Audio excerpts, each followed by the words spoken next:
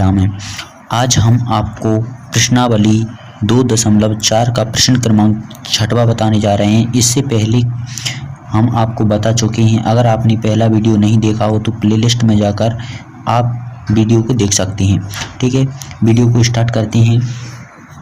चलो देखेंगे question number 6वां। Mahuli गांव में एक तंग आयताकार भूखंड विद्यालय बनाने के लिए सुरक्षित है। यानी कि एक तंग आयताकार भूखंड है, यानी आयताकार क्षेत्र है जो विद्यालय बनाने के लिए सुरक्षित है। इस भूखंड की लंबाई और चौड़ाई कितनी है? लंबाई चौड़ाई नहीं दिया, उनका अनुपात दिया है। तो लंबाई चौड़ाई में 11:4 का अनुपात है। गांव पंचायत को इस भूखंड बाढ़ कराने में 100 रुपये प्रति मीटर की दर से 75,000 रुपये करनी होगी। यानी कि जिसका बाढ़ करना है तो 1 मीटर में 1 मीटर में 100 रुपये लग रहे हैं। 1 मीटर में 100 रुपये खर्च करना है और पूरे खर्च कितना करना है? 75,000। तो भूखंड की माप याद कीजिए। तो भूखंड की हमको माप बताना है कितना है। ठीक है, चलो देखेंगे। इसमें सबसे पहले हम क्या करेंगे, हमको दिया क्या है, दिया देखेंगे।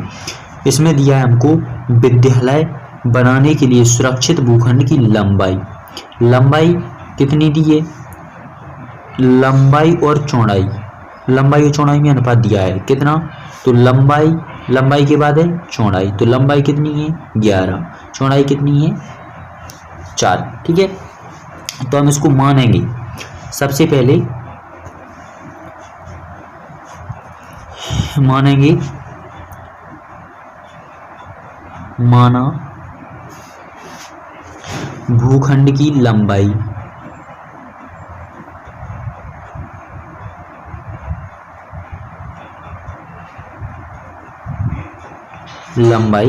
कितनी है? हमने देखो लंबाई कितनी दी है? 11। अब अनुपात में दिया है तो इसको x मानेंगे। ठीक है, और चौड़ाई कितनी है? तो चौड़ाई है 4, तो 4x। ठीक है, ये हमने मान लिया। हमको डायरेक्ट नहीं दिया है, उनका अनुपात दिया है, तो अनुपात में हम x मान लेते हैं। ठीक है, अब देखो भूखंड का हमको क्या निकालना है? परिमाप। तो भूखंड का परिमाप कैसे निकलेगा? देखो हमारे कुल कितने लग रहे हैं रुपए?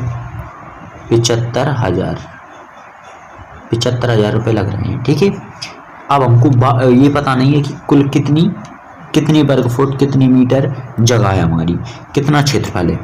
तो अब देखो पूरे रुपए लग रहे हैं हमारे 75,000 और 1 मीटर में कितने लग रहे हैं? 100।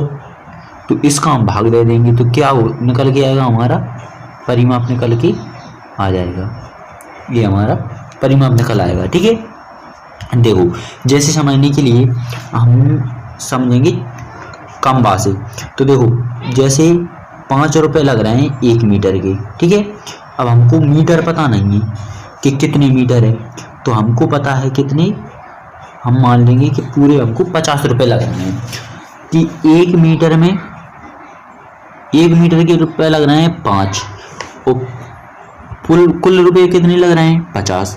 तो हम क्या करेंगे? 5 का इसमें भाग देंगे। 5 एकम 5, 0 का 0, तो कितनी मीटर आ गई? 10 मीटर। देखो जैसे हमारी 10 मीटर है। ठीक है, अब 1 मीटर में हमको कितने लग रहे हैं? 5 रुपये। तो 10 मीटर में कितने लगेंगे? गुणा कर देंगे तो निकल के आ जाएगा। इसी तरह इसमें हमको क्षेत्रफल निकालने के लिए 75,000 में 100 का भाग देंगे तो हमारा क्या निकल के आएगा? क्षेत्रफल निकल के आएगा। ठीक है, चलो क्षेत्रफल निकालेंगे हम। क्षेत्रफल नहीं, परिमाप, यानी पूरा कितना क्षेत्र है। तो परिमाप निकालने के लिए भूखंड का परिमाप,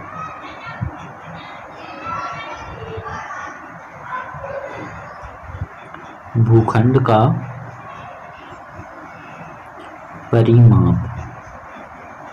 परिमाप कैसे निकलेगा?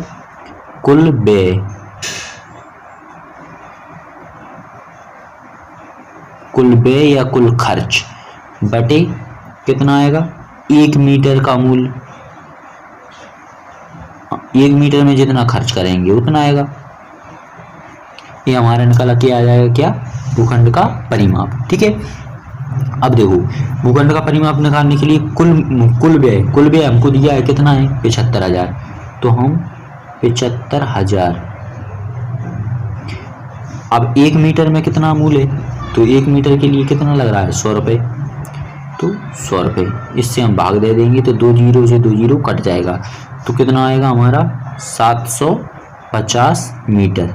ये क्या आ गया हमारा 750 मीटर हमारा परिमाप आ गया। ठीक है, परिमाप का सूत्र लगा देंगे। हमारा परिमाप आ गया कितना, 750। ठीक है, अब हम परिमाप का सूत्र लगा देंगे। परिमाप,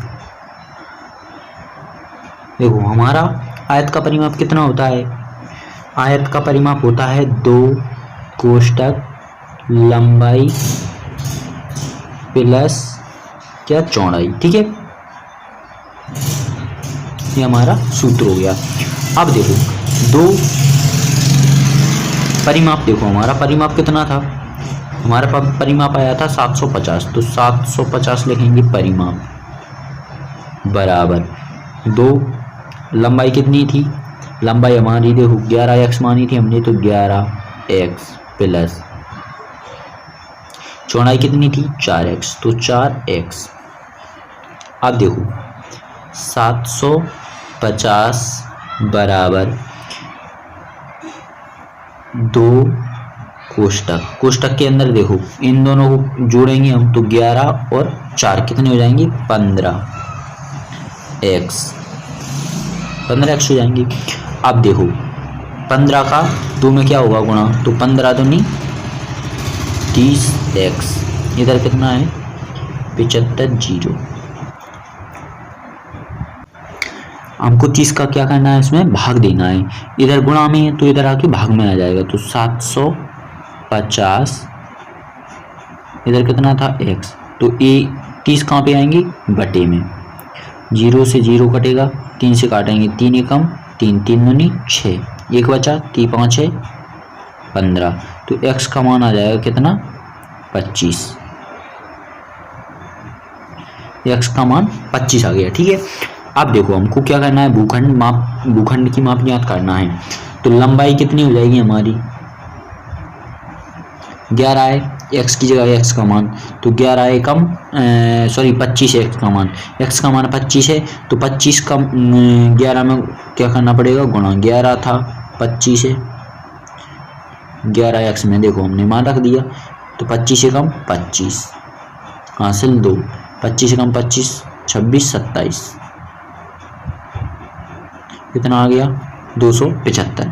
अब देखेंगे चौड़ाई, तो चौड़ाई कितनी है हमारी 4x, x की जगह x का मान यानी 25 चौको 100, 100 हमारी क्या हो जाएगी चौड़ाई हो जाएगी। तो लंबाई कितनी हो गई 275 और चौड़ाई हो गई 100 मीटर। चलो अब देखेंगे अगला क्वेश्चन, साथ देखेंगे हसन स्कूल वर्दी बनाने के लिए 2 प्रकार का कपड़ा खरीदना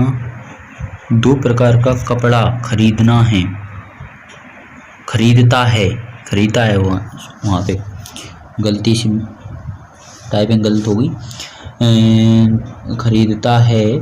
इसमें कमीज के कपड़े का भाव 50 रुपये प्रति मीटर है तथा पतलून के कपड़े का भाव 90 रुपये प्रति मीटर है। वह कमीज के प्रत्येक 3 मीटर कपड़े के लिए पतलून का 2 मीटर कपड़ा खरीदता है। वह इस कपड़े को क्रमशः 12% तथा 10% लाभ पर बेचकर 36,600 प्राप्त करता है। उसने पतलून के लिए कितना कपड़ा खरीदा। चलो इसे करेंगे, देखो इधर इसमें क्या दिख रहा है हमको, कमीज के प्रत्येक 3 मीटर कपड़े के लिए और पतलून के प्रत्येक 2 मीटर कपड़े के लिए। ठीक है, तो इसको हम मानना पड़ेगा इसको। ठीक है, तो माना कमीज, आप लिख लेंगे कमीज का कपड़ा। ठीक है, कमीज का कपड़ा कितना मान लिया हमने, इधर 3 मीटर दिया है तो हमने मान लिया 3x। ठीक है, अब देखेंगे पतलून, तो पतलून का कपड़ा, पतलून का कपड़ा कितना था 2 मीटर, तो हमने 2x मान लिया। ठीक है, अब देखो हमको क्या दिया है, कपड़े का दोनों का भाव दिया है, दोनों का भाव दिया है। तो देखो कमीज के कपड़े का भाव कितना है 50 रुपये प्रति मीटर। ठीक है, और पतलून के कपड़े का भाव कितना है 90 रुपये प्रति मीटर। तो ये हमारे क्या निकल के आए, ये हमारा मीटर में हमने मान लिया कि हमारा 3x मीटर है और पतलून का 2x मीटर है। अब देखो जैसे हमको पता है कि 2 रुपये की कोई पेन आती है, ठीक है, तो 2 रुपये की पेन आती है एक, तो हमको कितना 4 पेनें लेना है। ठीक है, तो कितने रुपए के होंगे, 2 चौको 8 ऐसे होंगी।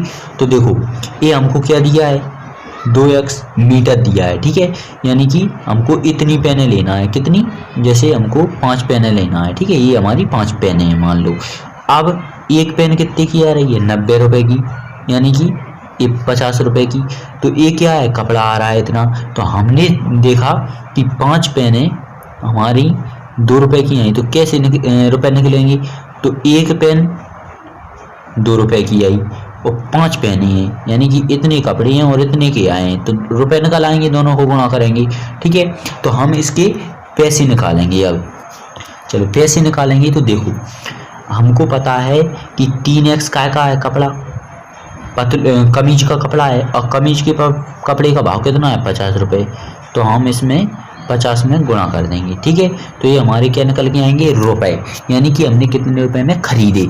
अब देखो पतलून का कपड़ा, तो पतलून का कपड़ा हमारा कितना है 2 मीटर है। ठीक है, 2 मीटर मान लो 2x मीटर है। अब 1 मीटर का भाव कितना है 90, 1 का 90 है, तो ये हमारे क्या निकल के आएंगे रुपए निकल के आ जाएंगे। ठीक है, तो हमारे रुपए कितने आए 5 15 150x, इसकी निकालेंगे तो 9 दूनी 18, 0 का 0, x का x, तो 180x। ठीक है, ये हमारे क्या निकल के आया, ये हमारा निकल के आया किराए मूल्य, क्योंकि इतना कपड़ा है इतने भाव से मिला है, तो ये हमारा क्या निकल के आया किराए मूल्य। तो कमीज का किराए मूल्य कितना आ गया 150x, पतलून का किराए मूल्य कितना आ गया 180x। ठीक है, चलो अब देखेंगे अब कमीज का मूल्य कितना है, तो हम लिखेंगे कमीज और पतलून। ठीक है, तो कमीज के रुपए कितने हैं 150x, इसकी पतलून की कितनी है 180x।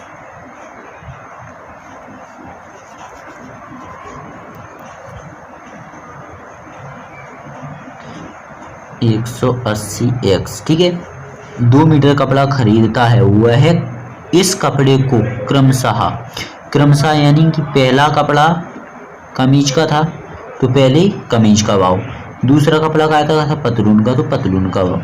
तो क्या है क्रमशः 12% तथा 10% लाभ पर बेचता है। तो अब बेच रहा है। ठीक है, तो कितने लाभ पर बेच रहा है, पहला कमीज का कपड़ा 12% लाभ पर, तो 12 पर लाभ पर बेच रहा है। तो ये क्या है हमारा 150 किराए मूल्य है, तो किराए मूल्य के संग ऊपर 100 नहीं आएगा, 100 आएगा नीचे। ठीक है, कितने लाभ पर बेच रहा है 12%, तो 12 में 100 में 12 जोड़ के लिखेंगे। ठीक है, अगर 12% तो 112, अगर 10% तो 110, 8% तो 108, यानी 100 में जोड़कर लिखते हैं। इधर करेंगे तो पतलून का कपड़ा कितने का बेच रहा है देखो 10% लाभ ले रहा है वो, तो 10% लाभ लेगा तो 10 जोड़ देंगे 100 में। अब ये क्या निकल के आ गया हमारा, ये हमारा निकल के आ गया विक्रय मूल्य। ठीक है, ये हमारा विक्रय मूल्य हो जाएगा। देखो जैसे इतने में हमने खरीदा और 12% लाभ ले लिया, तो ये क्या हो गया हमारा विक्रय मूल्य। 2 जीरो से 2 जीरो कट जाएंगे, सॉरी 1 जीरो से 1 जीरो, अब 2 से काटेंगे तो 2 से 10 को 2 पंचे 10, 2 से काटेंगे 2 पंचे 10, 2 छः 12। अब 5 से इसको काटेंगे 3 को तो 15 को, तो 5 तिया 15। अब देखो इधर 3 बचा, इधर 56 बचा, यहाँ पे गुणा लगाए तो इसका गुणा होगा 3 का 6 में गुणा करेंगे, 3 18, हासिल 1, 3 5 है 15 और 1 हासिल का 16। तो इधर कितना हो गया 168x। अब देखेंगे पतलून, तो इस 1 0 से 1 0, इस 1 0 से इसको 1 0 काटेंगे तो 18 का गुणा करना है कितने में 11 में, तो 18 एकम 18 हासिल 1, 18 एकम 18 1 19। ये हमारा कितना हो गया, देखो कमीज का आ गया इतना विक्रय मूल्य यानी 168 और पतलून का विक्रय मूल्य आ गया 198। चलो अब देखेंगे,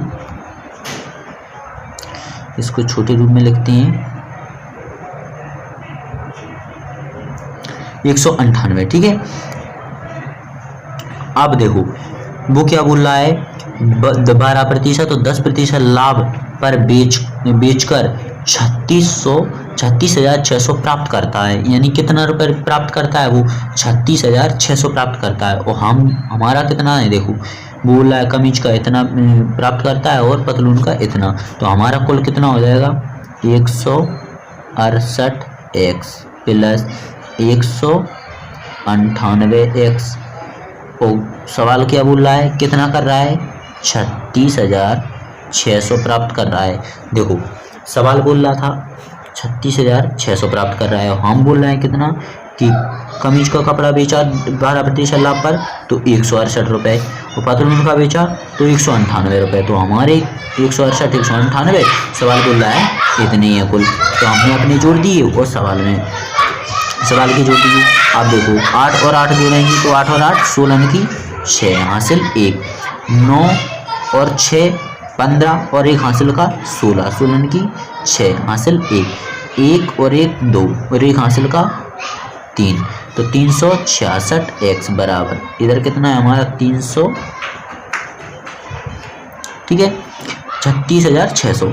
अब देखो 366 से 366 कटेगा तो कितनी बार जाएगा, एक बार, तो x बराबर कितना हो जाएगा 1 का 1 और 2 जीरो की 2 जीरो, तो x का मान हमारा कितना आ गया 100। अब देखो क्या बोल रहा था, पतलून के लिए कितना कपड़ा खरीदा, तो हम देखेंगे पतलून का हमारा कपड़ा कितना था। देखो इधर पतलून का कपड़ा कितना था 2x मीटर था, तो पतलून का कपड़ा निकालेंगे हम। पतलून का कपड़ा कितना था 2x, 2 का 2 x की जगह x का मान, तो 2 का 100 में गुणा करेंगे तो 200 मीटर। ये हमारा क्या हो गया पतलून का कपड़ा कितना 200 मीटर, ठीक है। आशा करता हूँ आ गया होगा समझ में। 8 का देखेंगे, हिरण के एक झुंड का आधा भाग मैदान में चल रहा है, चल नहीं यहाँ पे ऊपर चल रहा है, ठीक है, मैदान में चल रहा है, और शेष का 3/4 पड़ोस में ही खेल कूद रहा है। शेष बचे 9 हिरण एक तालाब में पानी पी रहे हैं, तो झुंड में हिरणों की संख्या ज्ञात कीजिए। अब हमको इसमें बताना है कितने हिरण हैं। चलो हल करेंगे। सबसे पहले हमको देखो हिरणों की संख्या पता नहीं है कि हिरण कितने हैं, तो हमको हिरण बताना है, तो हम मानेंगे माना हिरणों की संख्या कितनी है x है, ठीक है, हिरणों की संख्या कितनी है x है। अब देखो हिरण के एक झुंड का आधा भाग मैदान में चल रहा है, तो मैदान में कितना भाग चल रहा है आधा भाग, तो कुल कितनी है x, ठीक है। तो मैदान में चलने वाले, मैदान में चरने वाले, मैदान में चलने वाले हिरण कितनी है, तो देखो आधा भाग मैदान में चल रहे हैं, तो आधा भाग यानी कुल कितना है x है, आधा भाग का मतलब 2 का भाग दे देंगे, तो आधा भाग। तो मैदान में चरने वाले हिरण कितने हैं? x बटे 2, ठीक है। और शेष का, अब देखो, और शेष का, तो अब शेष कितनी बची? तो देखो शेष कितनी है, कुल थे x में से आधा भाग यानी x बटे 2, एक क्या करने चले गए, ये मैदान में चल रहे हैं, तो कुल में से हम इसको घटा देंगे, ठीक है। कुल में से इसको घटा देंगे तो ये कितने बच जाएंगे, हमारे शेष बच जाएंगे। तो ये हमारे क्या हुआ है, शेष बच गए, ठीक है। तो शेष का कितना, 3/4, 3/4, 3/4 का मतलब होता है 3/4, 3/4, 3/4 पड़ोस में खेल रहे हैं। तो ये हमारे देखो शेष बची थी, कुल के इतने, और आधा भाग क्या चल रहा था, तो कुल में से आधा घटा दिया तो जितने बचेंगे उतने आ गए। अब इस शेष का 3/4 क्या कर रहा है, खेल कूद रहा है, यानी पड़ोस में। तो पड़ोस में कितने हो गए, पड़ोस में खेलने वाले कितने हो गए, x माइनस x बटे 2 कोष्टक बंद गुणा 3/4 यानी 3/4। तो ये हमारे पड़ोस में चल रहे हैं। शेष बचे 9 हिरण एक तालाब में पानी पी रहे हैं। अब देखो ये तो होगा कितनी, कुल, ठीक है। ये आधा भाग हो गया, ये शेष का 3/4 हो गया। अब देखो शेष तालाब में पानी पी रहे हैं कितने, 9, तो तालाब में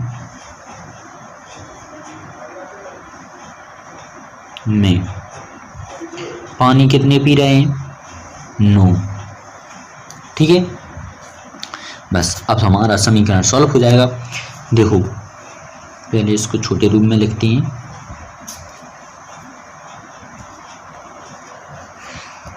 आप देखेंगे हमारे कुल ऋण हमारे हैं x बराबर, अब देखो हमारे इधर कितने हैं, तो हमारे सबसे पहले आधा भाग यानी x बटे 2, ठीक है। अब शेष का कितना, देखो ये दिया हुआ है x माइनस x बटे 2 का 3/4 और कितने हैं, 9। देखो मैदान में चलने वाले ये हो गए, पड़ोस में चलने वाले ये हो गए, शेष बचे तालाब में ये हो गए, ठीक है। और इनको हमको सब कुछ क्या करना है, जोड़ना है। इन सबको हम जोड़ देंगे तो ये हमारे क्या हो गए, कुल हो गए। और ये हमारे किधर है, कुल x थी, ठीक है। तो एक इधर भी कुल और इधर भी कुल, तो ये दोनों बराबर हो जाएंगे। चलो अब इस समीकरण को हमको सॉल्व करना है। सबसे पहले हम इसको करेंगे सॉल्व। देखो इसके नीचे कुछ नहीं है तो 1 होता है, ठीक है।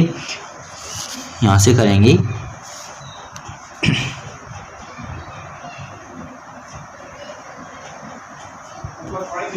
देखो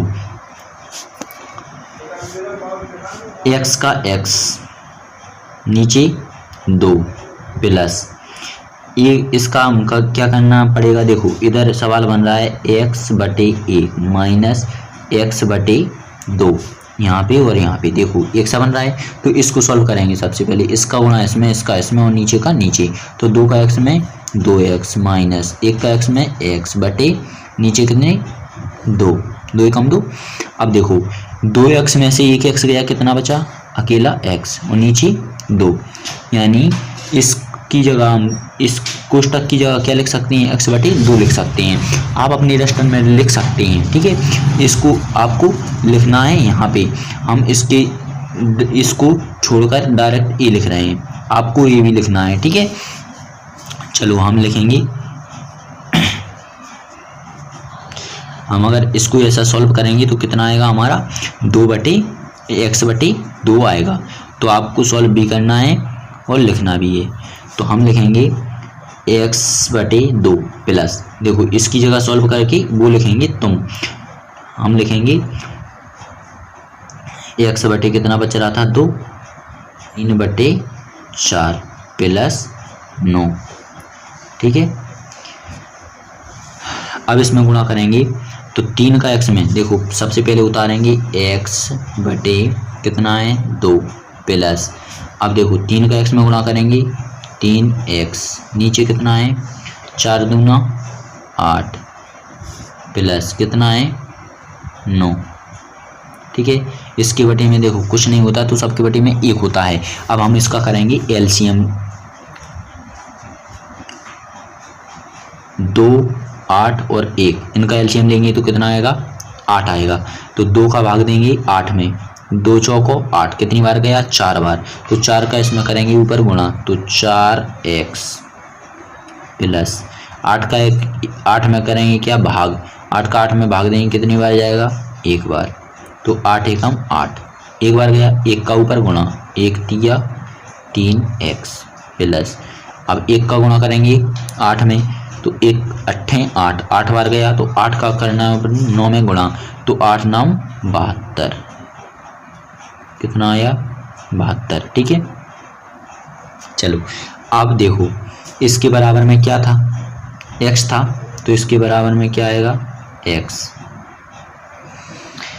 अब इसको सॉल्व करेंगे तो ये देखो x की बटे में क्या है 1, तो इसका गुणा इधर होगा और इसका इधर होगा, तो 8 का x में करेंगे 8x बराबर, देखो इन दोनों इनका गुणा करेंगे तो वही की वही आएगी, तो 4 और 3 जोड़ेंगे तो कितने हो जाएंगे 4 और 3 7x प्लस, देखो 4 और 3 जुड़ गए तो 7 हो गए, प्लस कितना है 72।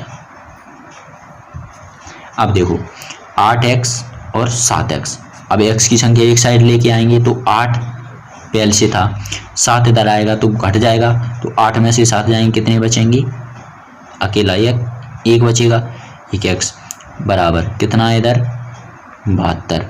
तो हमारा देखो हमने माना कितना था, ऋणों की संख्या कितनी मानी थी हमने, ऋणों की संख्या मानी थी x, तो x का मान कितना आ गया 72, तो हमारे झुंड में ऋण कितने हो जाएंगे 72, ये हमारा आंसर हो जाएगा। चलो अब देखेंगे अगला क्वेश्चन, प्रश्न क्रमांक 9वां, दादाजी की आयु अपनी पौत्री की आयु की 10 गुनी है, यदि उनकी आयु पौत्री की आयु से 54 वर्ष अधिक है तो दोनों की आयु ज्ञात कीजिए। ठीक है, आप देखो हमको पहले इसमें मानना पड़ेगा पौत्री की आयु कितनी है 10 गुनी है दादाजी की आयु अपनी पौत्री की आयु की, यानी दादाजी की आयु कितनी है, जितनी पौत्री की है उसकी 10 गुनी है। ठीक है, तो हमको पौत्री की आयु पता नहीं है, तो हम मानेंगे माना पौत्री की वर्तमान आयु x वर्ष, आप लिख लेंगे वर्तमान आयु। ठीक है, माना पौत्री की वर्तमान आयु x वर्ष है। आप देखो दादाजी की आयु कितनी है, तो दादाजी की आयु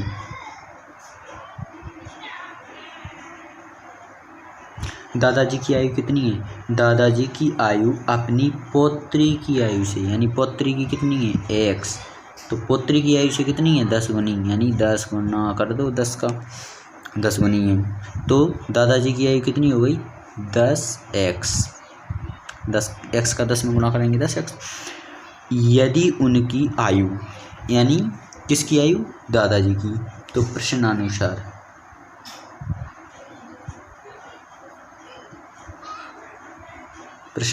करेंगे, यदि उनकी आयु यानी दादाजी की आयु, तो दादाजी की आयु, यदि उनकी आयु पौत्री की आयु से, यानी पौत्री की आयु कितनी है, पौत्री की आयु से कितनी है देखे 54 वर्ष अधिक, किससे अधिक है पौत्री से, तो पौत्री से 54 वर्ष अधिक है, तो हमने इसको 54 वर्ष अधिक कर दी, तो अब कितने हो गए बराबर हो गए दोनों।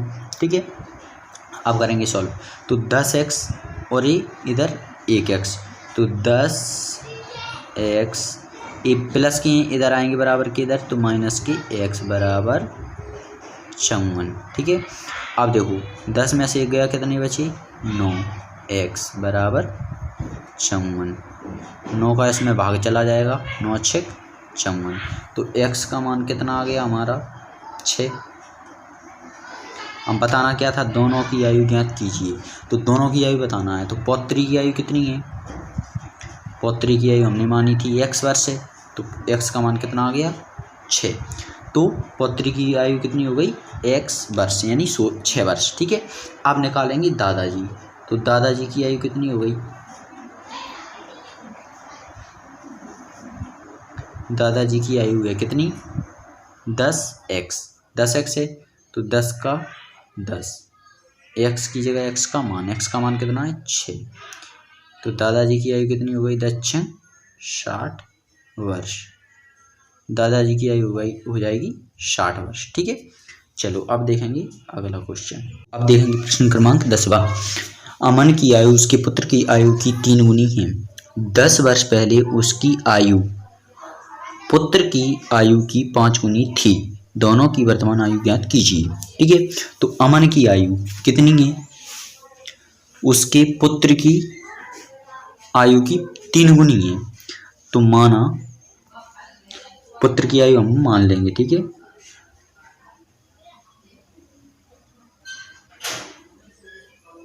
पुत्र की वर्तमान आयु हमने मान ली x वर्ष है। ठीक है, x वर्ष है। अब देखो अमन की आयु कितनी है,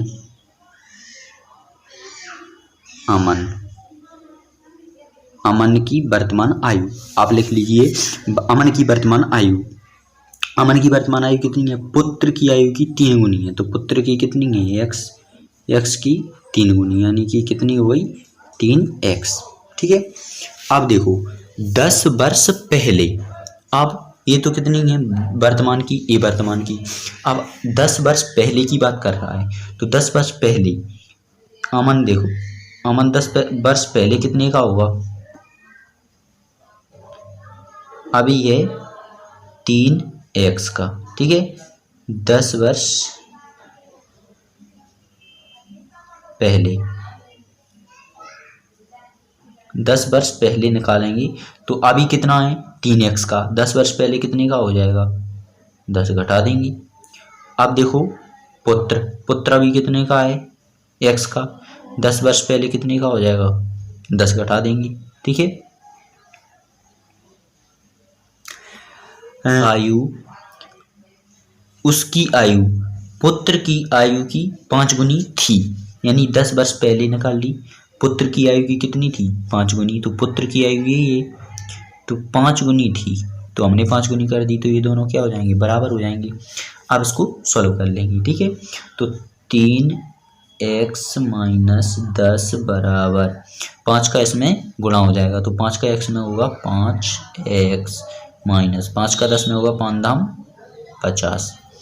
अब करेंगे तो 3x, x की संख्या एक साइड रखेंगे तो 5x इधर आएंगे बराबर के, तो काय के हो जाएंगे माइनस के 5x बराबर इधर कितना है माइनस का 50। ये 10 माइनस का इधर आके क्या हो जाएगा प्लस का 10 हो जाएगा। ठीक है, चलो आप देखेंगे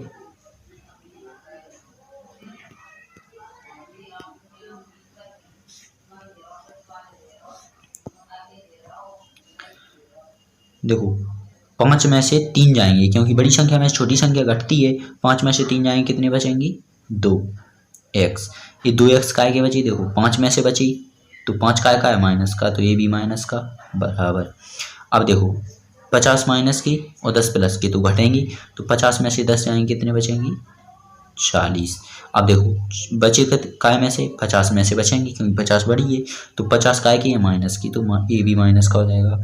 अब देखो इससे माइनस से माइनस कट जाएगा, 2 से इसको काटेंगे तो 2 दूनी 4, 0 का 0, तो x का मान कितना आ जाएगा हमारा, x का मान आ जाएगा 20।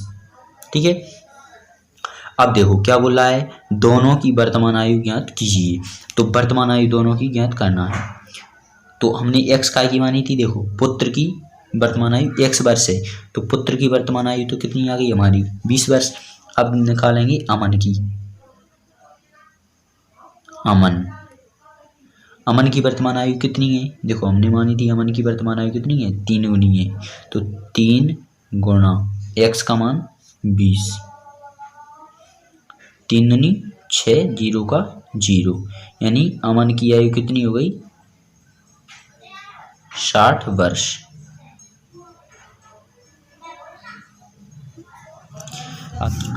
आशा करता हूँ कि आपको वीडियो अच्छा लगा होगा और क्वेश्चन समझ में आ गया होगा। अगर वीडियो अच्छा लगा हो तो चैनल को सब्सक्राइब जरूर करें और वीडियो को अधिक से अधिक शेयर करें। चलो मिलते हैं अगले वीडियो में।